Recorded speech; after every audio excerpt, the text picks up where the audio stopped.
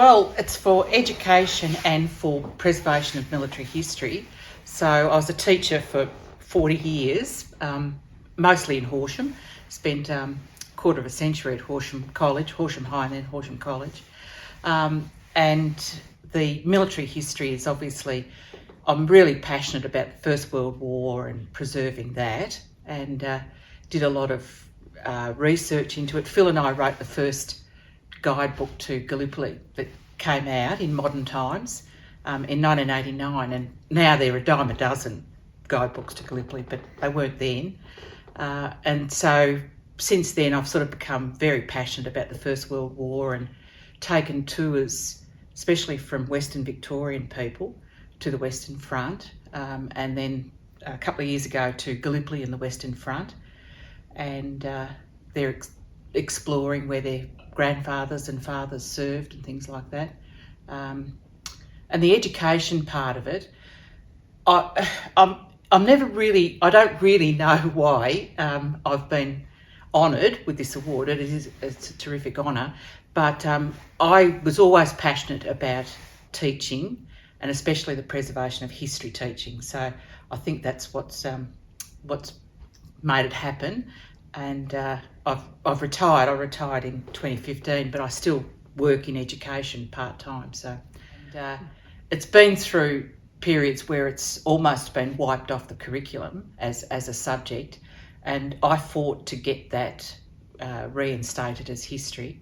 I was working with the History Teachers Association in Melbourne, and we really mounted a campaign. I think in the end it paid off very, very slowly, even though history is less pronounced in schools than it was when I was a student. But I mean, I've always wanted to give kids the same sort of love for history that I've got.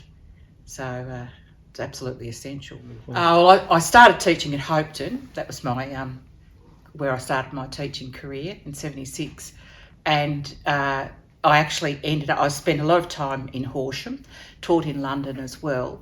And then in latter years went back to Hopeton as the assistant principal. So that was sort of a nice bookending to starting in Hopeton, which was a wonderful school for a first year out teacher to start in. Just gave you so many possibilities.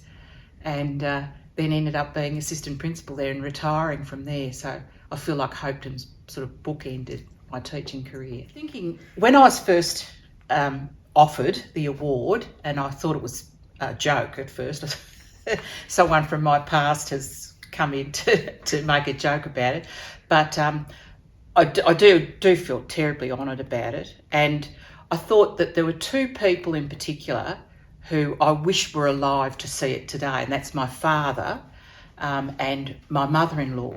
And both of them, I thought of them immediately because they both had such a high regard for Australian history and the honours system within that. And so both of them, they'd be over 100 now, and obviously no longer with us, but they would have been immensely proud to be associated with any sort of an Australian award.